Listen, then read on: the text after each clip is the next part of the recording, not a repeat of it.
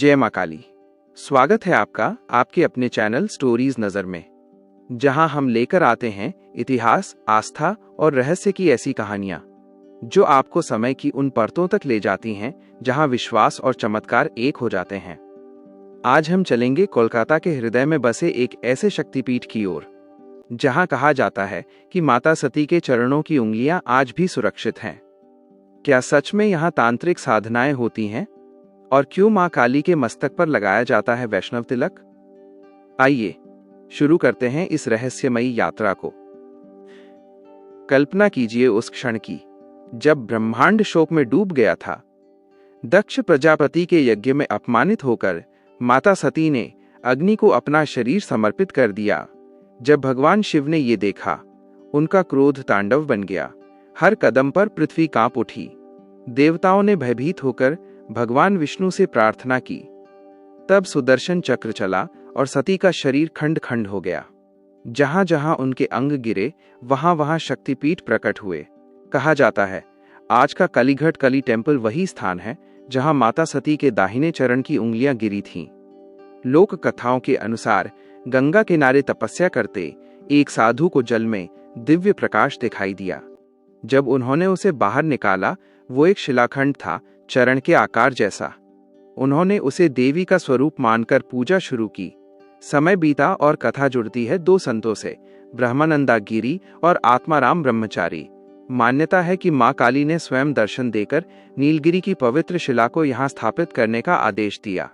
एक भीषण तूफान उठा और वो शिला यहां आकर स्थिर हो गई। जैसे ही उसे वेदी पर रखा गया, मां का दिव्य स्वरूप प्रकट हुआ। यहीं से काली घाट बना एक जागृत शक्तिपीठ। यहाँ की प्रतिमा अद्भुत है। गहरा काला स्वरूप, 3 नेत्र, स्वर्ण जिह्वा, 4 भुजाएं, एक में खड्ग, एक में असुर का मस्तक और 2 हाथ अभय और वरदान मुद्रा में।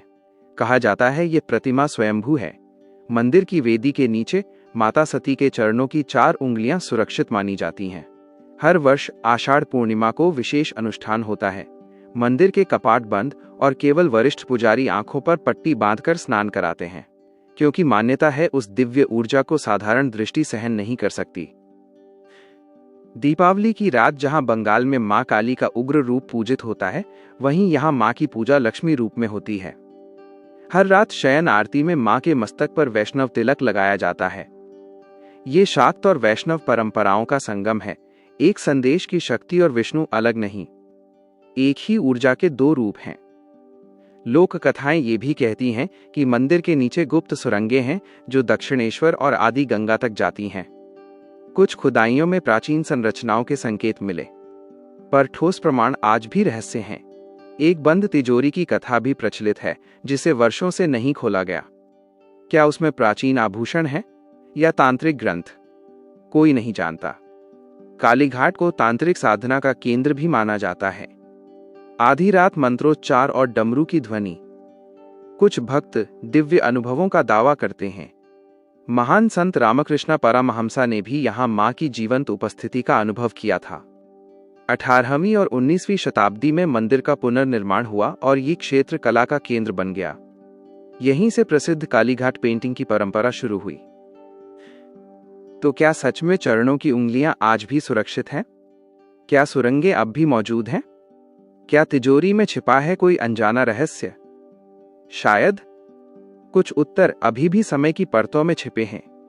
कालीघाट केवल एक मंदिर नहीं, यह आस्था, इतिहास और रहस्य का संगम है। अगर आपको ऐसी ही रहस्यमयी और आध्यात्मिक कहानियां पसंद हैं, तो चैनल स्टोरीज नजर को सब्सक्राइब करें। वीडियो पसंद आई हो तो लाइक करें, शेयर करें और कमेंट में लिखें जय मां काली। मैं मिलूंगा आपसे एक और रहस्य के साथ।